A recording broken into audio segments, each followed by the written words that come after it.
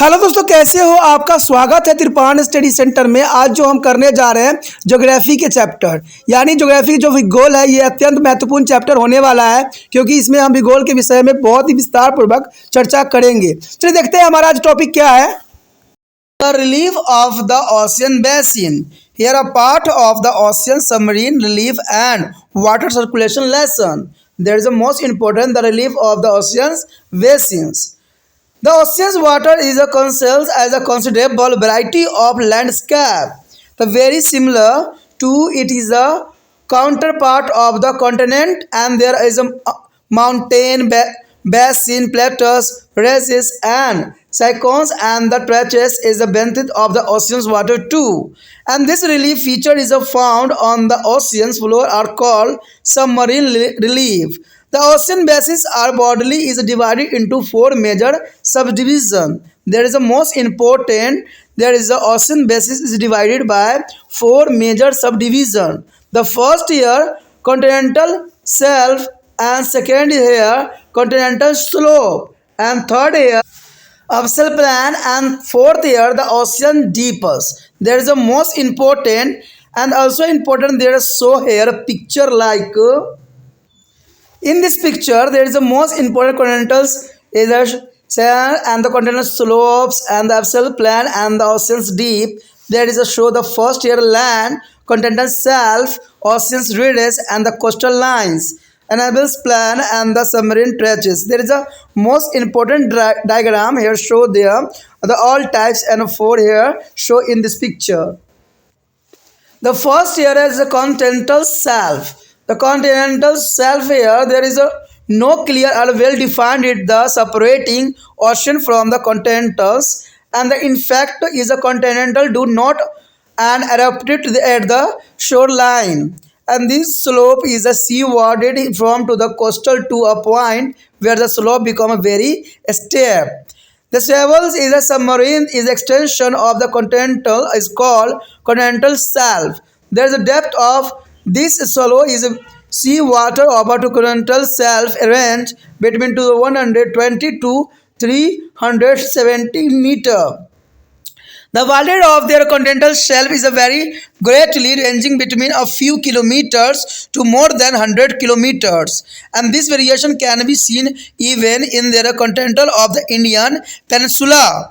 The continental shelf of the eastern coastal of India is a much wilder than that of their western coastal. Similarly, variations are seen all over the world.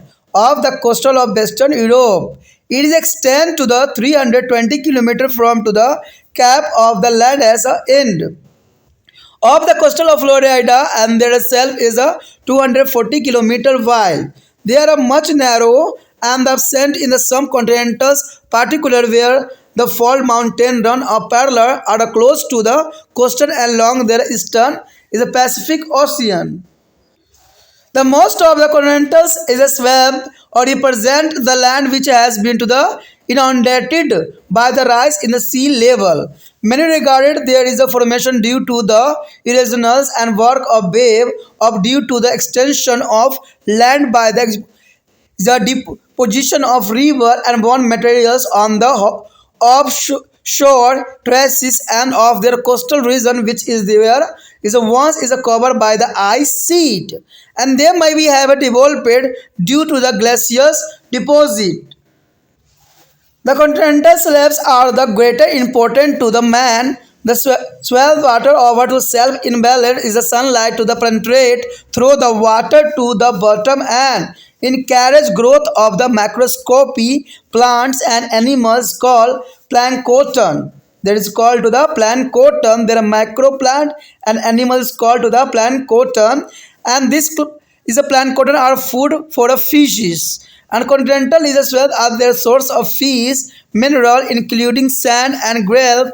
A large quantity of the world is a petroleum and natural gas is obtained from this shaft. That is the most important for the quantity is a large amount of the petroleum and natural gas obtained of this type of the here.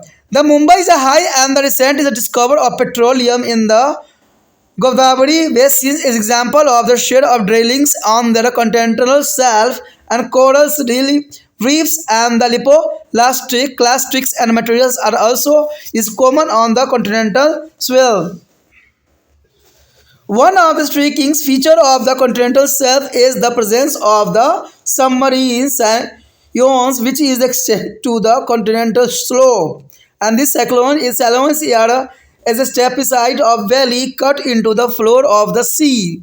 They are very similar to the gargoyles found on the continental Godavari. Second is a front of the Godavari river mouth as a mouth is a 502-meter deep.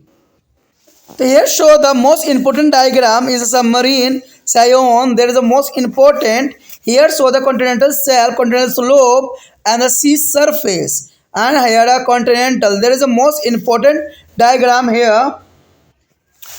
One of the reason for the formation of the submarine is a Sion is a underwater is a landslide. The sediment is collected on the continental slab. There's get a dislodged by the storm of the earthquake.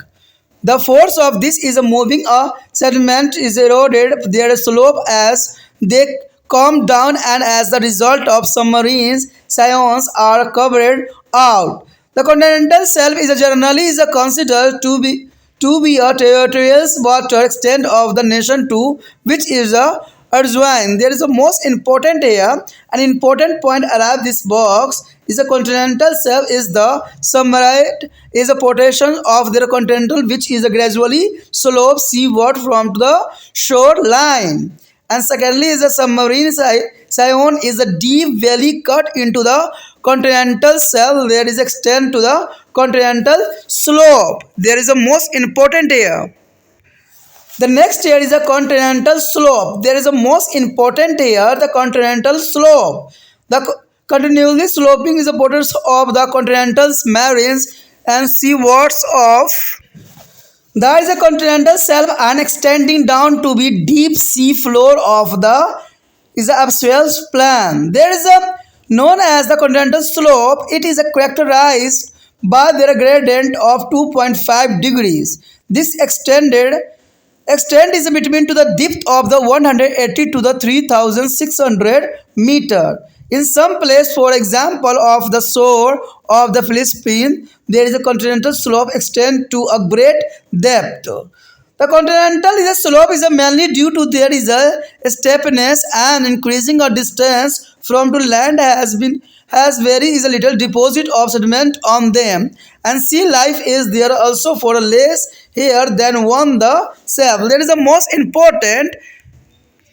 Here show the diagram the continental shelf and slope here. There is the most important diagram. Here show the continental rise and the submarine Sion and the continental shelf and the is a continental slope. The slope here is the slope here is the most important and the continental is a shelf here present. There is the most important diagram for the exam view.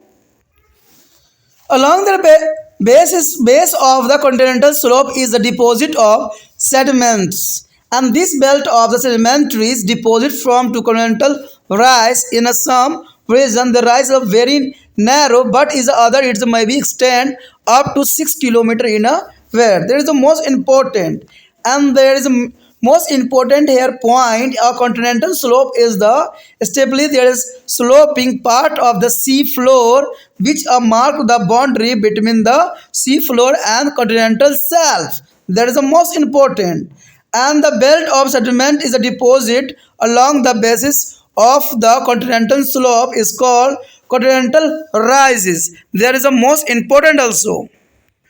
The third part here, the axial plan, there is the most important axial plan are extremely flat and featureless plan of the deep ocean's floor. In fact, the axial plan are likely to be most a level area the earth. Axial plan is a cover a major portion of ocean floor between depth of the 3000 meter to 6000 meter. That is the most important, and there is once regarded as a featureless. There is a featureless plan is also important, but modern device has show that there are the regular as the continental plan Earth's surface. They have extensive submarine plateaus as a hill is a guy out of the sea mouths. The floor of the upswell plain is covered by sediments and the plains close to their continental are covered mostly by the sediments is the brought down from the land. But those sea which is a favor and abundant growth of organisms have a thick layer of sediments formed from the remain of living things. And these elements are called ozone. Ozone has a some of the open sea do not support the enough life to produce a ozes on the floor. They are covered with a types of sediments called red clay, which of the volcanic origin are made up to teeny particles both by the wind and rivers. The wind and there is a river. The next era submarine riders. There is the most important. There softly mountain system which is exist on the continents is also is represented beneath their oceans waters. And these oceans mountain are known as the submarine riders. And they are the liners built occurring near to the middle of the oceans and are also is called to the mid-ocean ridges. All the mid-ocean ridges is a constitute a worldwide system which is interconnected from the ocean to ocean. And these ridges are intersected by their fault. The oceanic is the rise is the site of the frequent earthquake. The volcanism is a common in ocean rises and it is a produce many relief feature. There is the most important also. The mid is the alternating ridges is the largest continually submarine is a mountain ridges which run from north to south in the Atlantic Ocean. It is in the shape of the S. At the some place the peak rise above the surface of water in the form of islands. The many of islands are volcanic in the origin. The east is epiphysics is rises as a Carbegs as rises are some of the important submarine riders. Here show the most important the map here are charges and rises here. This map is the most important for the bold riders here. There is a most important. The next here is a sea mounts and guyouts. Sea mount and guyouts here is a scattering over to the entire sea floor and thousand of the submarines is a volcanoes with the sharp tops is called sea mounts. Sometimes they rise above the sea as the isolated island. The Hawaii's and Tahiti's is island are exposed tops of the volcanoes. Volcanoes are rising above their oceans floor. Both top has been too flattened by erosion and is a covered by the water is called guyot. Here show the most important picture here a sea mount and guyot here. There is a most important a guyot here first diagram, sea mount is a second and volcanic island is a third. There is a most important here diagram. The next here the ocean's deeps. There is the most important the ocean's deeps. The ocean deeps are the deepest part of the ocean. They are long, narrow and steep sides as a flat flooded depressions on the ocean's floor.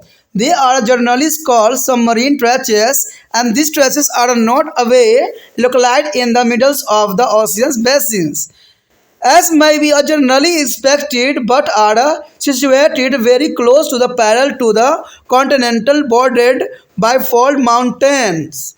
They are usually found to adjacent to their area of the volcanics and earthquake activities. Great earthquakes and the tsunamis are born in them. They occur in all the major oceans. The Pacific is ocean has the largest number of trenches and there are Mariana trenches in the Pacific Oceans in the deep set now part of the oceans. And the trenches is so deep that if we place the highest mountain of the world, the Mount Everest is the even shell has been to few kilometers of water above the summit. There is a most important and here the important point arrive. Upstairs is the plans are underwriting plan of the enormous extent which have many irregularities such as the submarine, plateaus, hill and guy out and the sea mounts. The long narrow strips is sided and the flat forded or depression in the oceans are known as ocean deeps. हमारा जो अत्यंत महत्वपूर्ण यहाँ पर topic आया है महासागरीय basin के उच्चवाच। ये जो हमारा टॉपिक है उसमें महासागरीय अंत समुद्रीय उच्चवाच तथा महासागरीय जल का परिसंचरण का पार्ट है, यानी महासागरीय बेसिन के उच्चवाच। कहते हैं महासागरीय जल के भीतर अनेक प्रकार की भू आकृतियाँ छिपी हुई है जो कि महाद्वीपों के भू आकृतियों से काफ़ी मिलती जुलती है। महासागरीय जल के नीचे पर्वत पठार, पहाड़ी, खाइयाँ और गड्ढे पाए जाते हैं। महासागर के जो है अर्ध सतह पर पाए जाने वाले ये आकृतियाँ अंतर समुद्री उच्चवाच कहलाती है, यानी हम जिसके बारे में यहाँ बात कर रहे हैं वो अंतर समुद्रीय उच्चवाच। तो किसे कहते हैं? जो महासागरीय जल के नीचे पर्वत पठार, पहाड़ी, खाइयाँ और गड्ढे होते हैं। कहते हैं महासागर के अधस्थ पर पाई जाने वाले आकृतियाँ अंतर समुद्रीय उच्चवाच कहलाते हैं। कहते हैं महासागरों के बेसिन को जो है मोटे तौर पर 4 भागों में बांटा जा सकता है। तो ये काफ़ी इम्पोर्टेंट रहता है। सबसे पहला तो हमारे समक्ष आता है महाद्वीपीय जो है निगमन तट, दूसरा है महाद्वीपीय ढाल, तीसरा है वितल मैदान, चौथा है महासागरीय गंभीर। तो ये चारों जो है अत्यंत महत्वपूर्ण है, क्योंकि इसके बारे में जानिएगा तो समझिएगा कि आखिर इन सब का क्या महत्वपूर्ण है आपका भूगोल के चैप्टर के लिए। यहाँ पर आप देख सकते हो कि महासागरीय बेसिन के उच्चवाच किस तरह जो है अंकित है। यहाँ पर एक छोटा सा डायग्राम दिया गया है जो कि समझने के लिए अत्यंत महत्वपूर्ण है। देखिए अंततः समुद्री गत मतलब नीचे के पार्ट को यहाँ दर्शाया गया है। जो नित्तल मैदान दिख रहे हैं उसको भी आपके समझ दर्शाया गया है। स्थल खंड है वो भी दिख रहा है। महाद्वीपीय निगमन तट जो है वो भी आपको साफ नज़र आ रहा होगा। अंतर समुद्री घटक भी आपको नज़र आ रहा होगा और तट रेखा भी आ रहा होगा। तो ये महासागरीय बेसिन के उच्चवाच का जो है सबसे अच्छा नमूना है जिसको आप समझ सकते हो। उसके पश्चात हमारे समक्ष महाद्वीपीय निमग्न तट। देखिए क्या है महासागरीय निमग्न तट। कहते हैं महाद्वीपों से महासागरों को अलग करने वाले कोई स्पष्ट सीमा रेखा नहीं है। वास्तव में महाद्वीपीय तट रेखा पर एकाएक समाप्त नहीं हो जाते हैं, यानी एकाएक समाप्त होने का कोई प्रावधान नहीं है। उनका तट से समुद्र की ओर धीरे धीरे ढाल बढ़ता ही चला जाता है। यानी देखा जाए तो समुद्र तट से जो है धीरे धीरे ढाल जो है बढ़ता चला जाता है और वो एक ऐसे बिंदु पर पहुंचते हैं जहां पर ढाल बहुत ही अधिक तीव्र हो जाता है। आपने देखा भी होगा कई जगहों पर ढाल जो होते हैं थोड़ा कम होते हैं, लेकिन कई जगहों पर इतने तेज़ ढाल होते हैं जहाँ पर जो है बंदों की मृत्यु तक भी हो जाती है ऐसे ढालों से। ये बहुत ही पहाड़ी क्षेत्रों में आपको देखने को मिलेगा। महाद्वीप का ये उथाल जो है जलमग्न विस्तार और महाद्वीपीय निगमन तट कहलाते हैं। यानी इन तटों को जो है तो काफ़ी तीव्र हो जाते हैं, उनको हम जो है उथला जलमग्न विस्तार और महाद्वीपीय निगमन भी कहते हैं। महाद्वीपीय निगमन तट के जल की गहराई जो है 120 मीटर से 370 मीटर तक हो सकती है। महाद्वीपीय निगमन तट की चौड़ाई में काफ़ी विभिन्नता होती है और वह कुछ किलोमीटर से लेकर 100 किलोमीटर से भी अधिक हो सकती है। इस विभिन्नता को जो है भारतीय उपमहाद्वीपों के संदर्भ में भी देखा जा सकता है।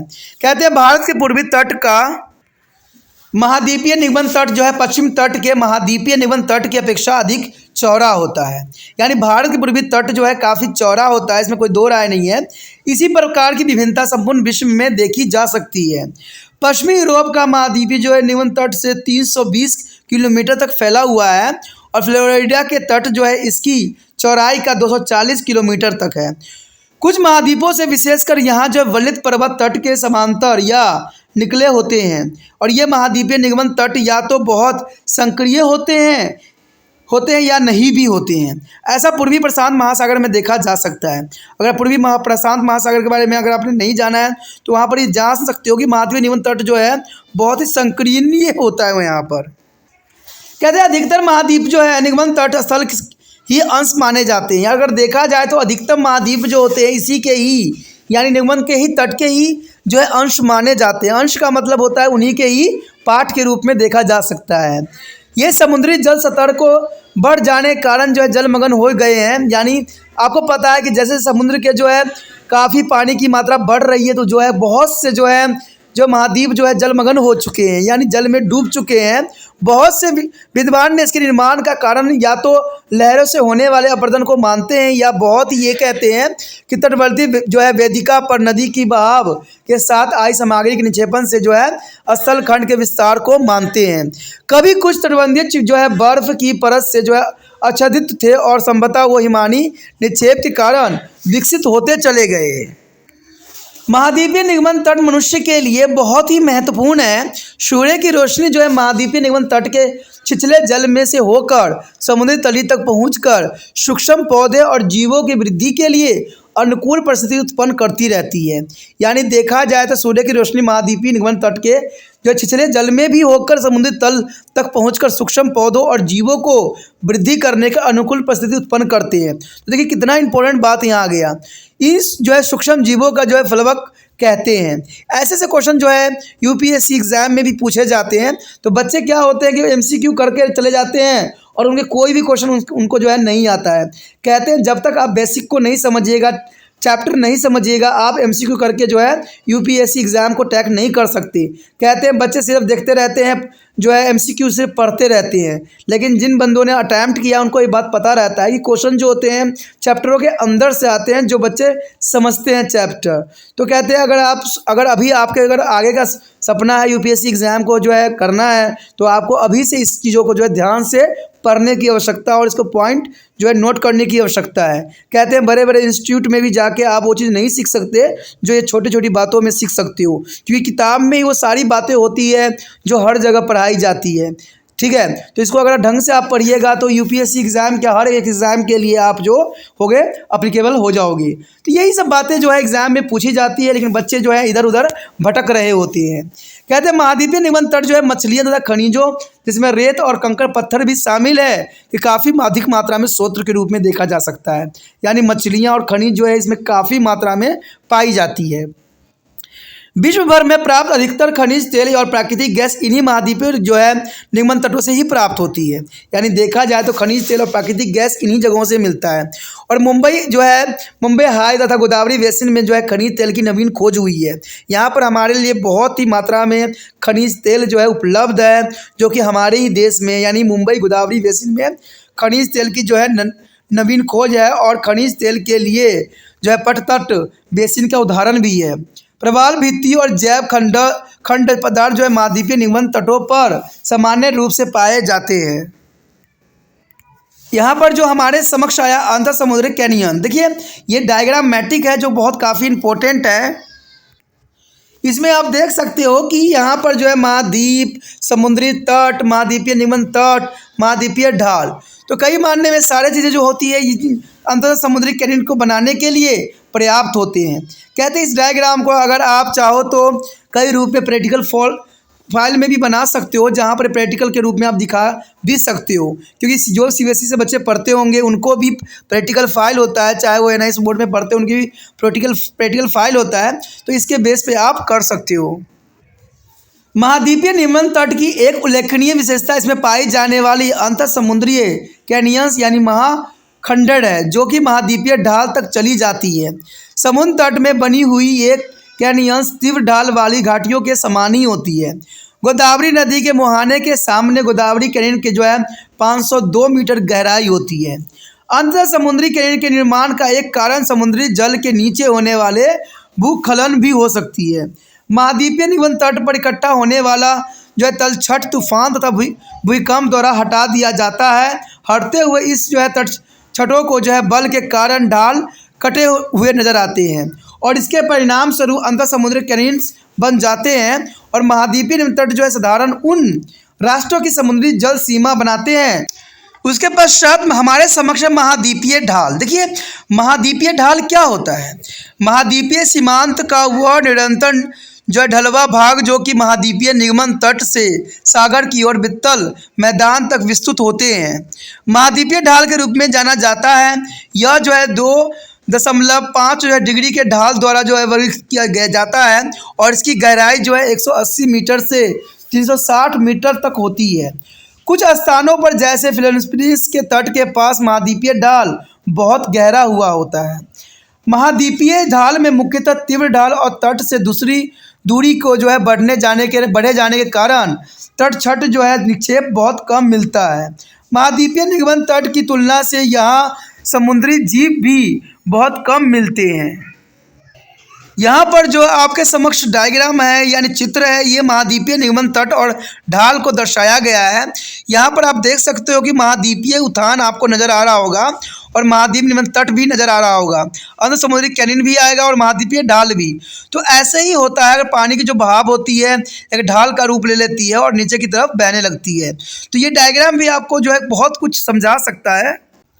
कहते हैं महाद्वीपीय ढाल के तल के साथ साथ जो है तलछट के निक्षेपण होते ही रहते हैं और तलछट के निक्षेपण का यह क्षेत्र महाद्वीपीय उठान का निर्माण करता है।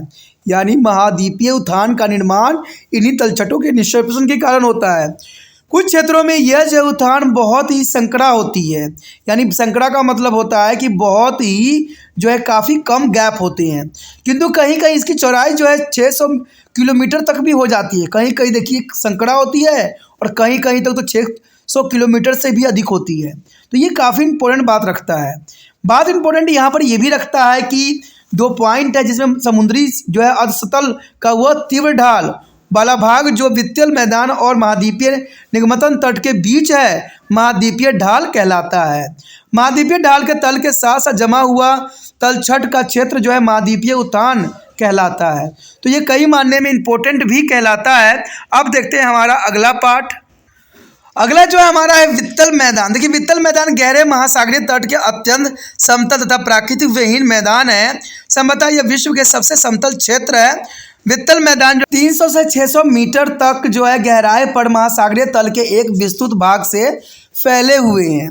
यह पहले जो है लक्ष्यहीन मैदान माने जाते थे, परंतु आधुनिक यंत्रों से पता चला है कि यह भी उसी प्रकार के विषम है जिस प्रकार के महाद्वीपीय मैदान धरातल पर है।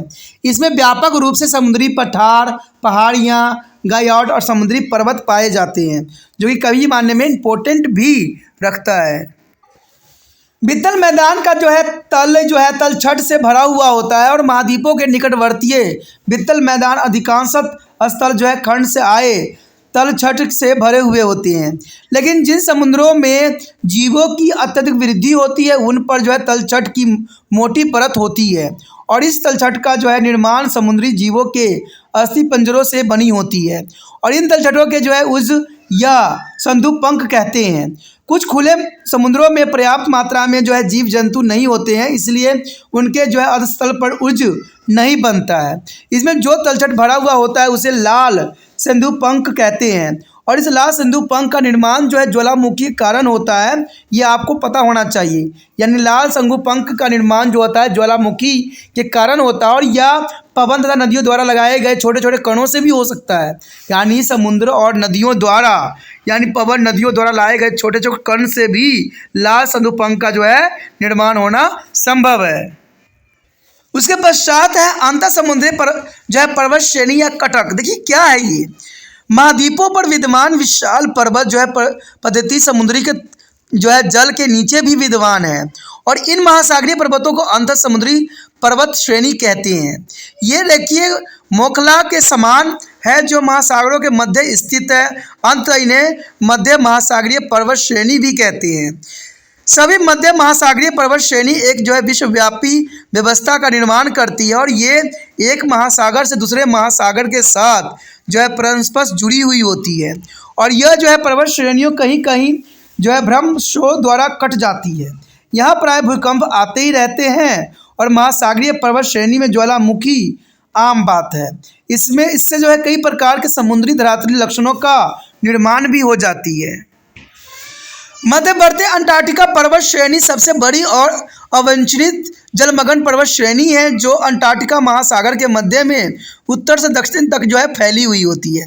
इसकी आकृति अंग्रेजी के अक्षर एस के समान ही होता है और कुछ स्थानों पर इसकी चोटियां जल की सतह के ऊपर आ जाती है और द्वीपों का निर्माण करती है। बहुत से द्वीपों का उद्गम ज्वालामुखियों के कारण ही होता है। पूर्वी प्रशांत महासागरीय कटक और करवर्क्स कटक जो है कुछ महत्वपूर्ण अंतर समुद्रीय पर्वत श्रेणी मानी जाती है। यहाँ पर जो मानचित्र आप देख रहे हो उसमें जो है गत और कटक को दर्शाया गया है। तो ये कई मानने में इम्पोर्टेंट जो है हमारा मैप है, जिसमें आपको हर एक बात के बारे में जो है विस्तृत जानकारी दी गई है कि कटक कैसी होगी और गत कैसा होगा। तो इसको लकीरों से जो है रिप्रेजेंट किया गया है, जो समझने के लिए पर्याप्त है। उसके पश्चात हमारे समक्ष समुद्री टीला और गाइड आउट। आखिर समुद्री टीला क्या है और गाइड आउट क्या होती है? समतल समुद्री अधरातल के ऊपर बिखरे हुए हजारों जलमग्न ज्वालामुखी है और इसके शीर्ष नुकीले होते हैं और इन्हें समुद्री टीला भी कहते हैं। कभी कभी ये समुद्री टीले इक्के दुक्के द्वीपों के रूप में समुद्री असतल के ऊपर उठ जाते हैं। हवाई और तहनीय द्वीप ज्वालामुखी की जो है अनावृत चोटियाँ हैं। समुद्र तल के ऊपर उठने वाले ज्वालामुखी की चोटी पर जब अपरदन द्वारा चौरस हो जाती है और पानी से ढक जाती है तो उसे हम जो है गाइड आउट यानी निगम द्वीप कहते हैं। जैसे कि यहाँ पर डायग्राम में भी दर्शाया गया है। इस डायग्राम में आपको साफ हो जाएगा कि समुद्री टीला और गाइड आउट यानी जो है निम्न द्वीप कैसे बने हैं। यानी गाइड आउट जो होती है, देखिए गाइड आउट दिखाया गया है पहला, दूसरा जो है समुद्री टीला दिखाया गया है, चौथा जो है ज्वालामुखी द्वीप दिखाया गया है। तो कुछ इसी प्रकार से जो होते हैं गाइड आउट होते हैं, जो कि काफ़ी इंपॉर्टेंट यहाँ पर स्थान रखता है। उसके पश्चात हमारे समक्ष आता है महासागरीय गंभीर। देखिए महासागरीय गंभीर क्या है? महासागरीय गंभीर जो अधस्थल महासागर का सबसे गहरा भाग होता है। अगर आप साधारण शब्दों में जानना चाहो तो ये महासागरीय गंभीर जो होती है सबसे गहरा पार्ट होता है। महासागरीय अधस्थल पर लंबी तीव्र ढाल वाली संक्रिय और चौरस तल की खाइयाँ होती है जो बड़े बड़े ऊंचाई तक होती है। इन्हें सामान्य अंतर समुद्री गत भी कहा जाता है। यह गत हमेशा महासागरों के बेसिन के मध्य में नहीं होते हैं जैसा कि सामान्य विश्वास किया जाता है, बल्कि उन महाद्वीपों के अत्यधिक निकट या समांतर होते हैं जहाँ वलित पर्वत सीमा बनते हैं। यह गत प्रायः ज्वालामुखी और भूकंपीय हलचल वाले क्षेत्रों के निकट पाए जाते हैं। बड़े भूकंपी और सुनामी की उत्पत्ति यहीं से ही होती है और यह गत सभी जो है प्रमुख महासागर में पाए जाते हैं। ये कई मायने में इंपॉर्टेंट है कि ये गत सभी प्रमुख महासागरों में पाए जाते हैं। इसमें प्रशांत महासागर में इसकी संख्या सबसे अधिक है। देखिए ये बहुत काफ़ी इंपॉर्टेंट है कि महासागर गंभीर कहाँ पाए जाते हैं सबसे अधिक, तो प्रशांत महासागर में इसकी संख्या सबसे अधिक मानी जाती है। प्रशांत महासागर में स्थित जो मैरियान्स गत विश्व में ज्ञात गतों में सबसे गहरा गत माना जाता है। ये भी बहुत इंपॉर्टेंट पॉइंट आ जाता है यूपीएससी एग्जाम के लिए कि जो है प्रशांत महासागर में स्थित मैरियान गत विश्व में जो है सबसे गहरा गत में से माना गया है।